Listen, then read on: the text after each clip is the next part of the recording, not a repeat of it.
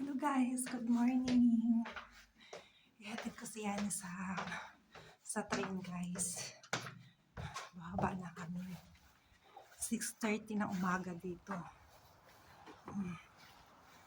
Kaya ito, nandito na kami sa labas. Hi guys. Dito na po ako sa taas sa bahay namin. Hindi na po ako natuloy sa paghatid kaya ni dun sa train kasi nung pasakay na kami ng bus, pagtingin ko ng aking bus card, wala sa bulsa ko. Kaya sabi ko sa asawa ko, mauna ka na lang, ikaw na lang pumunta doon, hindi mo na ako sasama kasi naiwan ko yung card ko. Kaya umuwi na ako guys, nandito na ako sa loob ng bahay ulit. Ayan guys, magluluto tayo ng ano, magluluto tayo ng hotdog.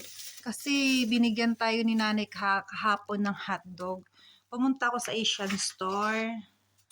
Tapos, mayroong si nanay, binigyan ako ng blessings. Ayun po ang binigay ni nanay sa akin. Oh, hotdog.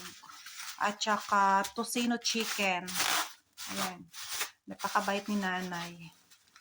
Meron pa akong bring house na ano. Ay, sorry.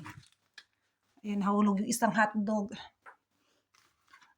Tumutulong-tulong, tinulungan ko na si nanay doon. Mag-arrange ng kanyang mga items. Tapos, nung pag-uwi namin, hinatid nila ako ni ate. Tapos, mayroon pa akong dalang bring house, hotdog na chicken, at saka tocino chicken. Ayun po. Ayan guys. Nilagay ko na sa kawali yung hotdog. Ayan. Sisindihan na po natin. Pag nagluluto ako ng hotdog guys, pinapakuluan ko muna siya sa water. Ayan, para siya maluto talaga. Pag naubos yung tubig, saka ko siya lagyan ng konting mantika, tapos saka ko siya piprituhin. Ganun po ako magluto guys sa hotdog. Ayan. Ayan guys. 4, 6, 7 pirasong hotdog. Ayan. And guys, ilagay ko kayo dyan. Kasi magluluto po tayo. Ayan. Parang, ayan. Patay natin yung isang ilaw guys kasi pangit yung reflection sa ilaw. Nakakasilaw yung isang ilaw. Tapos magsasaing tayo guys. Kakain tayo ng kanin. Aray ko. Kakain tayo ng kanin. Kasi matagal-tagal na tayo hindi kumakain ng kanin. Konti lang masasain ko guys kasi yung asawa ko hindi na kumakain ng kanin. Kaya konti lang sasaingin natin. Yung kaya lang natin maubos maghapon. Kasi pumasok siya. Mag-isa lang po ako dito. Mamaya hanggang alas 8.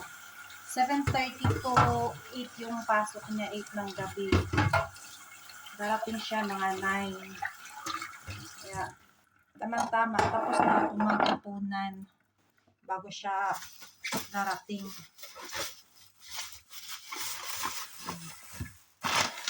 Ito ang bigas natin guys.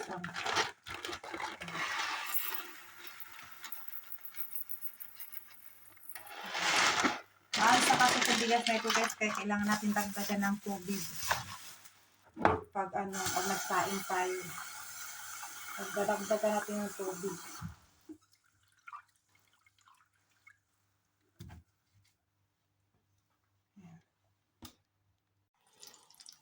Nilagyan ko na siya ng mantika guys, yung hotdog. Ayan po. Ayan. Mag-brown na siya. Cheese hotdog po pala to guys. Ay, tawag niya, chicken with cheese. Yan, yung hotdog niya. Kasi may cheese siya sa sa kanyang katawan, kulay puti. Ayan. Masarap tong hotdog nito, guys. Ayan. Nung nasa bataan ako, ito yung lagi kong binibili. Pag nagluluto ako ng agahan sa pamangkin ko, ito yung lagi kong binibili. Kasi pwede di ako kumain. Kasi chicken siya eh. Hindi po kasi ako kumakain ng guys, ng pork. Kaya either chicken, beef, fish, tsaka vegetable lang kinakain ko. Pero kadalasan fish talaga kinakain ko kasi lumaki po ako sa island eh. Kaya nasanay akong isda ang ulam ko.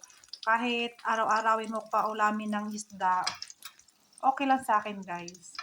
Mas gusto ko pa ngayon eh. Lalo na pag mga daing, tuyo, ayan, mga bulad, ayan. Napakasarap guys. Ginamos, sino nakaintindi ng ginamos? Sa Tagalog is bagoong. Ayan. Ayan, yan ang mga masasarap. Kaya lang hindi ako pwede din kumain ng maraming bagoong kasi nga nangangati yung mukha ko guys. Nag-allergy ako sa pag nasobrahan. Guys, pag sobra masama. Ayan ang nangyayari sa akin guys. Pag nasobrahan ako sa pagkain ng bagoong, yung mukha ko, kati-kati, daming tumutubong parang pagyawat. Yan. Na yun, allergy siya. Kaya, hindi na ako kumakain. Minsan lang ako kumakain ng ganun. Yung masarap siya guys. Kaya malapit na siya maluto. Ay, kukunin ko pala yung guys. May natira pala akong kumulo ng ating kumulo na yung ating sinaing ngayon guys. So, maluluto na yung sinaing natin. Malapit na. Kukunin po pala natin yung may natira kong yung kumain kasi kami sa Asian store kagabi guys. Yung kananay. Nagluto si nanay. Pinakain kami ni ate. Ngayon may natira akong isa chicken hotdog. Pinabaon niya sa akin. Initin natin guys. Ayan, yung kamulubot na siya. Initin lang po natin siya. Para para uminit.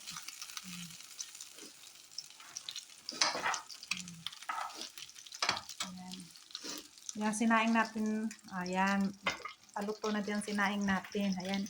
Nilagay ko na siya sa lagyan na din natin sa yung chicken.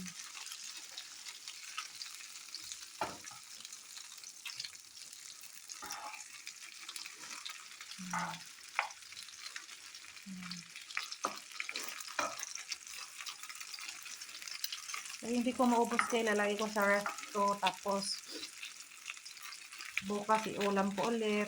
Iinitin ko lang po dito sa oven.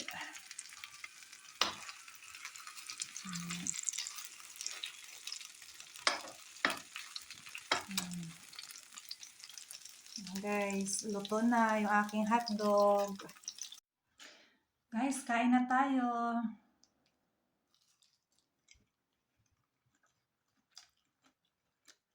Hotdog.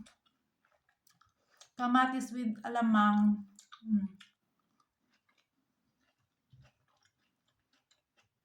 Rice. Sorry.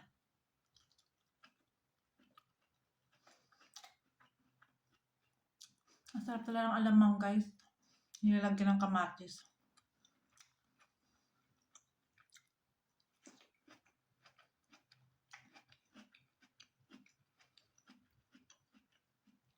Sarap.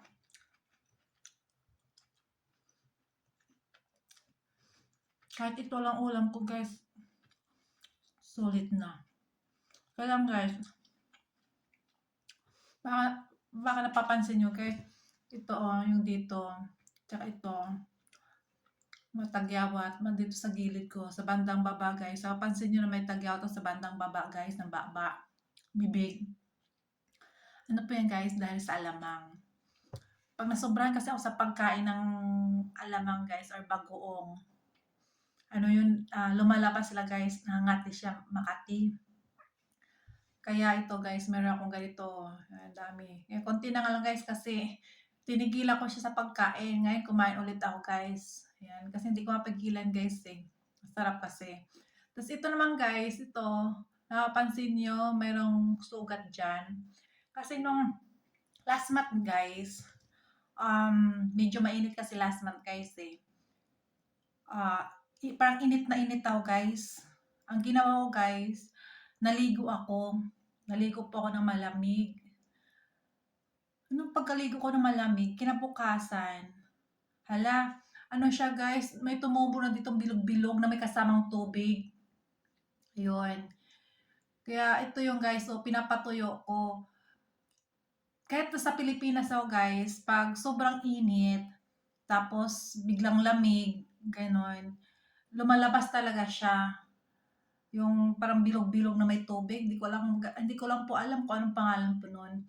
Yun kasi ang parang sakit ng katawan ko pag init, lamig, yung kainit, lumalabas dito sa gilid ng lips ko, guys, yung bilog-bilog na may tubig. Tapos ang ginagamot ko po sa Pilipinas nung, guys, alam po yung tagta ng tuba-tuba. Yun. Kukuha lang ako ng isang tangkay na dahon yung, guys. Tapos may katas na yun sa may dulo niya. Nilalagay ko po siya dito. Mabilis po siya gumaling. Ngayon dito, guys, wala namang daw tuba-tuba po sa labas. Ang ginagamot ko po, lipstick. Nilalagyan ko po siya ng lipstick. Pwede sana tawas, guys. Kaya lang, yung tawas naman, yung yung bato, tapos hugasan mo, guys, sa kadidikdikin. Yun igagamot mo. Kaya lang, wala akong nakitang tawas ng bato dito, guys. Ang nakita ko, yung tawas na yung nakalagay sa malit na lagayan, guys. Hindi naman, dati sa Pilipinas, guys, tinry ko po yun, na yun ay gamot. Kaya lang, parang lalo siya na-irritate. Kasi, yun po kasi, guys, may halo na po kasi yun. Kaya, parang hindi siya pure na as in tawas talaga. May halo na po yun. May halong perfume. Hindi ko lang kung anong mga halo-halo doon, guys. Pero ang alam ko nun, guys, hindi na siya pure na tawas talaga. Mas maganda talaga yung bato na tawas, guys. Talagang, pag nilagay mo, guys, konting hapdi lang, guys, parang pinapatay yata yung bacteria niya.